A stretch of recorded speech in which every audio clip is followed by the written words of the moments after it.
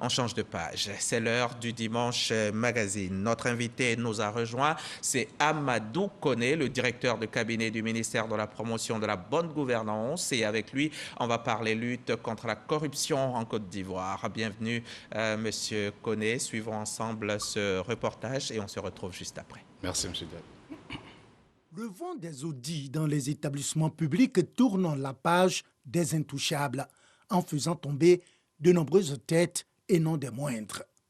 Des directeurs généraux d'entreprises publiques sont suspendus ou croupissent à la maison d'arrêt et de correction d'Abidjan, MACA. Le racket, lui, a envoyé de nombreux éléments des forces de défense et de sécurité derrière les barreaux. Autant dire que la machine de la répression de la corruption et infractions assimilées, mises en branle par le gouvernement et pilotée par Zoro Epifane Balo, est en marche, sans gêner les campagnes de prévention de ces infractions et de promotion de la bonne gouvernance sur fond de communication et de formation. Même si les efforts de promotion de la bonne gouvernance déployés par le ministère en charge de la lutte contre la corruption bénéficient d'un écho favorable dans l'opinion publique et auprès des opérateurs économiques, jusqu'où ira le gouvernement dans son combat contre la corruption, se demandent encore de nombreux Ivoiriens. Monsieur le directeur de cabinet, la corruption en Côte d'Ivoire, c'est le sujet d'actualité par excellence et ça ne nous honore pas. Mais déjà, définissez-nous. La corruption, qu'est-ce que c'est? Comment vous la définissez? Merci, M. Diaby, de nous avoir cet après-midi. La corruption a plusieurs définitions. Mais si nous voulons prendre le sens strict, la corruption, c'est le fait pour une personne investie d'une fonction, qu'elle soit privée ou publique, de solliciter ou d'accepter des dons ou des avantages quelconques afin d'accomplir ou de s'abstenir d'accomplir des actes qui rentrent dans cette fonction-là donnée. Donc, la corruption, c'est de prendre quelque chose pour faire ce qu'on ne devait pas faire ou bien pour ne pas faire ce qu'on devait faire. Et on peut dire tout court, corruption, ça peut s'assimiler au vol? Oui, dans un certain langage, on pourrait le dire. En administration, on dit la corruption. Malversation. Malversation. D'accord. En Côte d'Ivoire, il se trouve que c'est un problème sérieux. Un grand problème. C'est pourquoi, d'ailleurs, le chef de l'État, dans son adresse en décembre dernier, a dit faire de la promotion de la bonne gouvernance une de ses priorités dans le gouvernement qu'il entendait mettre en place. Le paysage institutionnel de la Côte d'Ivoire a évolué depuis. Et puis, le chef de l'État a bien voulu mettre en place notre ministère en charge de la promotion de la bonne gouvernance, du renforcement des capacités de la lutte contre la corruption. Mais qu'est-ce qui se passe, monsieur le directeur de cabinet? Qu'est-ce qui se passe? On a l'impression que c'est cela la norme. Si tu as un poste aujourd'hui, que tu ne fais pas de détournement, alors c'est plutôt toi qui as un problème. Oui, vous savez, la question de la corruption, c'est une question de perception. C'est ce que la plupart des Ivoiriens pensent. On pense que quand on est nommé à un poste, on doit plutôt voir les privilèges liés à ce poste-là. On doit voir ce qu'on peut faire comme malversation, malheureusement, par rapport à ce poste, alors que ça devait être le contraire. C'était le challenge lié à relever le défi, parce que c'est un défi, un poste qu'on vous donne, et comment est-ce qu'améliorer le quotidien des Ivoiriens, qui devait être la priorité. C'est ce que le président nous demande de faire de cela notre combat. Et le ministère est engagé avec les autres institutions en charge de cette question-là, de lutter efficacement et éradiquer la corruption en Côte d'Ivoire. Et malgré tout, on est 113e sur 139. On est même 104e sur l'indice de perception de transparence sur 180 pays et territoires. Ce n'est pas bon pour nous, même s'il y a eu des efforts qui ont été faits. Parce qu'en 2012, on était 130e. Aujourd'hui, on est 104e. On dit qu'il y a des progrès qui sont faits. Et progressivement, ce que la Côte d'Ivoire veut, c'est d'être parmi les meilleurs. Aujourd'hui, pendant la décennie, je pense que la Côte d'Ivoire l'a démontré au monde entier que nous sommes un des meilleurs en termes de croissance macroéconomique. Le président nous l'a fortement recommandé. Il faut que ce soit notre objectif, devenir un des meilleurs en termes de bonne gouvernance. Et je pense que le gouvernement est en train de travailler là-dessus. En attendant, on perd entre 1000 et 1300 milliards tous les ans. Bien sûr, la corruption, avec les indices que nous avons, coûte à la Côte d'Ivoire environ un peu plus de 1300 milliards de nos francs chaque année. C'est 4% de notre PIB, mais mieux, c'est 4 fois l'aide au développement. Donc, il faut faire quelque chose. Ça veut dire qu'on pouvait se passer de l'aide au développement si la Côte d'Ivoire arrivait à maîtriser cette gangrène-là qui tue l'économie, qui tue nos sociétés. C'est tellement grave, monsieur le directeur de cabinet. Le mal est profond, si profond. Mais quand des centaines de milliards sont comme ça engloutis par quelques individus sous nos yeux, sous vos yeux, on a envie de se demander, est-ce que vous faites véritablement ce pourquoi vous êtes là ? Ah oui, vous savez que le ministère a été mis en place, comme j'ai dit, pour améliorer déjà le paysage institutionnel qui existait, qui a commencé une certaine transformation depuis 2002, depuis même 1999 avec le secrétariat. En 2013, la Côte d'Ivoire a ratifié la Convention des Nations Unies. La HABG a été mise en place. Récemment, on a créé la HABG, Haute Autorité de la Bonne Gouvernance. Le pôle pénal économique a été créé récemment. Notre ministère a été mis en place pour montrer la détermination du chef de l'État à lutter contre ce fléau-là. Je pense que nous avons commencé à développer des plans stratégiques. Nous avons besoin de la participation citoyenne parce que ce n'est ni le chef de l'État, ni le gouvernement à lui seul qui va arriver à éradiquer la corruption en Côte d'Ivoire, mais c'est les Ivoiriens. C'est les Ivoiriens qui doivent en faire une priorité. C'est les Ivoiriens qui doivent accepter de dénoncer leurs frères et leurs sœurs qui sont tous les jours devant eux, coupables de ces actes d'infraction-là, pour dire que ça suffit, pour dire qu'ils détruisent l'économie, ils détruisent le pays et qu'ensemble, on peut mieux faire. La Côte d'Ivoire peut aller très loin. Vous avez cité beaucoup d'institutions, notamment la Haute Autorité de la Bonne Gouvernance. Il y a aussi la Cour des comptes, il y a l'Inspection Générale du Travail, il y a le ministère de la Bonne Gouvernance. Ça fait beaucoup, mais les milliards continuent de s'envoler. Ah oui, mais comme je vous l'ai dit, il y a des efforts qui sont faits maintenant. Vous allez voir que la courbe va commencer à changer. Nous avons gagné 7 points depuis 2012.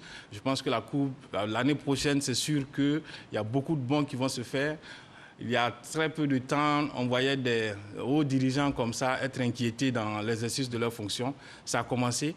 Un des axes stratégiques du ministère, exactement, c'est ça, c'est de créer ce climat de stress-là pour dire aux gens en Côte d'Ivoire, maintenant ça va quelque part et que l'État vous regarde. Si vous êtes auteur de malversation, qui que vous soyez inquiets parce que nous venons vers vous. Il ne faut pas aussi que le climat de stress, le climat de peur puisse empiéter sur le travail, la qualité du travail de nos fonctionnaires, de nos directeurs généraux et tout. Maintenant, est-ce que le terrain n'est pas favorable? Je fais et puis il n'y a rien. L'impunité. Tout à fait. En fait, le terrain était favorable parce que, comme je le dis, nous-mêmes, Ivoiriens, on était un peu courtois vis-à-vis des corrompus. Nous-mêmes, on était acteurs de corruption. Quand il y a un concours, on cherche à voir un de nos leaders régionaux pour voir comment est-ce qu'on peut nous aider. Quand il y a une activité, quand il y a une situation, on veut une intervention. Donc, notre sociologie était un peu liée à ça. La Côte d'Ivoire a pris la loi des cadeaux dans la Convention, dans l'ordonnance 2013, à l'article 57, que la plupart des gens ne savent même pas que ça existe. Les cadeaux d'incitation. Les cadeaux d'incitation, parce que moi je suis maire, vous allez quelque part, on vous donne une chèvre, est-ce que c'est logique pour vous inciter à construire leur école, pour vous motiver? Normalement, c'est des formes de corruption, donc il faut que... Qui est chargé de contrôler ça, de surveiller, d'empêcher par exemple un élu local de prendre une chèvre parce qu'on voudrait qu'il construise une population. C'est pourquoi je demande la participation de la population. Le gouvernement est en train de développer une plateforme. Le Premier ministre, dans son adresse la semaine dernière, en a parlé. Spatia, qui va être disponible à la population de contribuer à dénoncer les actes de corruption partout en Côte d'Ivoire. Vous avez donc accès, ce sera publié bientôt, ou partout, et avec un numéro vert qui sera disponible également, où les Ivoiriens peuvent nous contacter la haute autorité, contacter l'État, contacter vos autorités locales, pour qu'ensemble, on s'y mette à vraiment combattre ce fléau-là. Vous en parlez, Spatia, c'est cette plateforme donc, que vous allez mettre en œuvre pour la participation citoyenne, que le citoyen lui-même puisse dénoncer tous ceux qui commettent des actes de corruption et tout. Le numéro vert, vous l'avez déjà? Ah oui, le numéro vert, c'est 1345. j'allais laisser la primeur à qui de droit de donner ça. Je pense que lors de la journée internationale de la lutte contre la corruption, qui sera organisée par le gouvernement, ces informations-là seront données en détail. D'accord. La facilité aujourd'hui, est-ce que ce n'est pas le propre de l'Ivoirien un peu, qui est un peu voilà, enclin à cette facilité? J'aime dire aux gens, nous les Ivoiriens, nous sommes capables de surprendre les gens positivement. Parce que quand nous sommes sortis de la crise, la priorité des gens, même des plus grands stratèges, c'était que la Côte d'Ivoire se concentre sur ses aspects de sécurité, sur ses aspects de stabilité. Le président, à son temps, avait eu une vision plus loin pour dire non, il va promettre l'émergence, travaillons plutôt à l'émergence. Les gens pensaient que c'était une utopie. 10 ans après, nous avons été cités comme un des meilleurs élèves en termes de croissance macroéconomique au monde. Aujourd'hui, la Côte d'Ivoire est la référence. La Côte d'Ivoire est capable de surprendre les gens, les Ivoiriens sont capables de surprendre. Il suffit que la volonté, et là encore je me réjouis parce que un des ingrédients essentiels de la réussite donc de la lutte contre la corruption, c'est la volonté politique. Et elle a affirmé au plus haut niveau, le chef de l'État qui nous dit « allez-y, vous avez mon soutien, allez-y », le Premier ministre qui dit « allez-y, vous avez mon soutien », je pense que rien ne devait arrêter les Ivoiriens d'y arriver. Ils doivent surprendre le monde maintenant en baissant considérablement la corruption. Ça va se faire, sinon les conséquences vont suivre. Qui vole, monsieur le directeur de cabinet? Qui est corrompu? Qui corrompt? Tout le monde est susceptible d'être corrompu et tout le monde peut corrompre. Ça, c'est la norme. Aujourd'hui, il faut que les Ivoiriens comprennent que quand on va passer un concours, qu'on prenne des dispositions pour réussir à ce concours-là, plutôt que de compter sur quelqu'un pour nous accompagner. Parce que le concours, à la fin du concours, vous serez responsable de l'administration publique. Vous serez responsable de la mise en œuvre des plans stratégiques. Comment quelqu'un qui n'est pas bien formé pourra conduire donc la destinée, même à ce point stratégique-là, même à ce petit point sectoriel de la Côte d'Ivoire sur certains sujets. Donc c'est très grave. C'est pourquoi nous avons mis les opérations coup de poing, c'est-à-dire c'est des opérations de surveillance. Aujourd'hui, le ministère envoie des candidats pour voir est-ce que ce que les Ivoiriens disent c'est vrai. S'il y a des concours, croyez-moi, le ministère envoie des candidats pour essayer de comprendre les réseaux mafieux qui existent. S'il y a nous sommes dans le domaine de la santé, nous sommes dans le domaine des autres domaines, tous les domaines vulnérables, pour regarder qu'est-ce qui se passe. Et vous avez des agents qui sont malades, qui intègrent les centres de santé. Les centres de santé pour voir, quelqu'un est venu me dire, ça commence à s'améliorer dans tel ou tel coin. J'ai dit oui, le gouvernement va continuer d'accentuer la pression. Le Premier ministre y tient, le président nous soutient. Je pense que rien ne va nous arrêter. Et quand vous découvrez par exemple des malversations, votre ministre, qu'est-ce qu'il fait? Il en parle tout de suite à son collègue, il appelle la presse pour en parler ou bien il prend tout de suite ses décisions? Non, le ministre en parle à sa hiérarchie. Ça dépendra des cas. Parce qu'il y a des cas qui peuvent concerner peut-être, je dis n'importe quoi, ses collègues. Alors ce ne serait pas séant d'aller parler à ce collègue-là qui, sinon, ne se sentira jamais inquiété tant que l'information va lui revenir. Le ministre se réfère à sa hiérarchie et je pense que les décisions sont prises à ce niveau. D'accord. Donc, vous contrôlez aussi les ministères, pas que les directeurs généraux. En fait, on contrôle les citoyens de Côte d'Ivoire. Si vous êtes citoyen de Côte d'Ivoire, si vous êtes en charge du bien commun, si vous êtes en charge de la gestion du bien public, oui, l'État de Côte d'Ivoire vous contrôle parce que ce que vous avez comme bien devait servir à tout le monde et non se servir. Jusqu'à la présidence de la République. Vous savez, le président de la République serait heureux de savoir ses collaborateurs peut-être qui seraient impliqués dans ces cas de malversation. Je suis sûr que lui-même, qui est le porteur de la vision, va nous féliciter si un jour on venait lui dire que tel ou tel collaborateur de la présidence était impliqué dans ces cas-là. Et nous a dit d'aller le plus loin possible. Et je pense qu'il n'y a pas de raison que quelqu'un soit mis à l'écart. On a lu quelque part récemment que vous jetez les magistrats en pâture. Oh, bon, je ne peux pas faire de commentaires de ce genre-là, je ne suis pas magistrat. Écoutez, le ministère travaille. Nous avons aujourd'hui des résultats qui n'honorent pas la Côte d'Ivoire dans plusieurs domaines. Nous avons énuméré les secteurs sensibles. La justice fait partie des secteurs sensibles. Nous sommes 120e, par exemple. Sur des classements, par exemple. Sur 139. Bon, donc c'est dire qu'il faut reconnaître déjà... Il n'y a pas de justice ici, dans ce pays. On ne dit pas qu'il n'y a pas de justice, on dit qu'il y a beaucoup de choses à améliorer dans tous les domaines. Donc, si la justice doit être améliorée dans certains domaines, on ne dit pas que toute la justice est corrompue, on ne dit pas que tous les juges... Ce n'est pas vrai. Mais il y a beaucoup de secteurs qu'il faut améliorer et ça, c'est la perception des Ivoiriens, c'est la pensée des Ivoiriens. Et je pense que nous, le gouvernement, ensemble, nous devons plutôt y travailler. L'inspecteur général a remis son rapport au chef de l'État. Qu'est-ce qu'il contient, ce document? Je ne sais pas. L'inspection générale... Vous, le ministère de la bonne gouvernance. Je vous le dis, l'inspection générale est une administration de la présidence, donne exclusivement ses rapports au chef de l'État qui décide d'en faire ce qu'il veut. Vous savez, un document peut contenir tout ce qu'on y a écrit.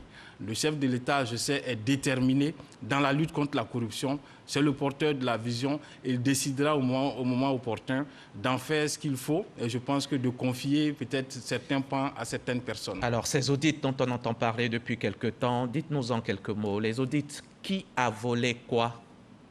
Écoutez, on ne fait pas les audits pour faire des chiffres. Il y a les audits de financiers et comptables. Mais sur les réseaux sociaux, il y a des chiffres qui courent, il y a des noms qui courent. Dites-nous ici, les Ivoiriens veulent savoir. Je vous le dis clairement, le ministère du Budget est très souvent à l'initiative des audits financiers et comptables. Nous, au ministère de la Bonne Gouvernance, nous faisons les audits de conformité et les audits de bonne gouvernance pour expliquer et justifier ce que le ministère du Budget a découvert dans les audits comptables. On nous dit, par exemple, X montant a été détourné. On dit oui, c'est parce qu'il n'y a pas tel ou tel dispositif. Et à la fin de nos audits, ce que nous envisageons et ce que nous faisons, c'est de mettre en place des dispositifs pour éviter la répétition de la survenue de l'erreur. Parce que sinon, si vous enlevez M. Diaby, que vous mettez M. Koné, il vient avec l'intention de faire comme M. Diaby s'il n'y a pas un cadre qui m'empêche de le faire. Donc, le ministère a développé donc, les dispositifs que nous mettons en place pour que, même quand j'ai la volonté de faire comme M. Diaby, ces dispositifs-là m'empêchent de le faire. D'accord. Vous avez démis certains directeurs généraux de leurs fonctions et tout. Est-ce que ce n'est pas un peu injuste de ne s'en prendre qu'à eux seulement, alors qu'il y a des organes qui étaient chargés de les contrôler, qui donc doivent aussi être comptables de tout ce qui a pu se passer? Et écoutez, lors de la journée internationale de la lutte contre la corruption, nous avons le 8 un atelier pour les présidents du conseil d'administration, pour leur parler par exemple de leurs responsabilités. Conseil d'administration, conseil de gestion. Vous êtes en charge de valider les bilans des directeurs généraux. Donc, vous êtes tout aussi comptable à un certain niveau de la gestion de ces directeurs généraux. Donc, il y a, lors de la journée internationale, une conférence inaugurale prononcée par le ministre du Budget lui-même sur la responsabilité au niveau des marchés publics et tout ça. Donc, il y a beaucoup de choses qui sont en train d'être faites. Il n'y a pas que des directeurs généraux, croyez-moi. Les ministres, par exemple, si mon directeur général, je suis la tutelle, il est pris la main dans le sac, alors je suis concerné en tant que son ministre. Vous savez, les responsabilités seront situées de part et d'autre. Comme je dis, nous faisons des notes au président de la République qui est peut-être au moment donné, qui à un certain niveau donne certaines orientations claires, donne certaines directions claires, mais pour dire que personne n'est à l'abri de quelques sanctions que ce soit. Il y a aussi la question de la récupération de tous les deniers publics qui ont été volés. Oui, il faut qu'à un moment donné, je pense qu'au niveau du ministère, nous sommes en train de réfléchir là-dessus.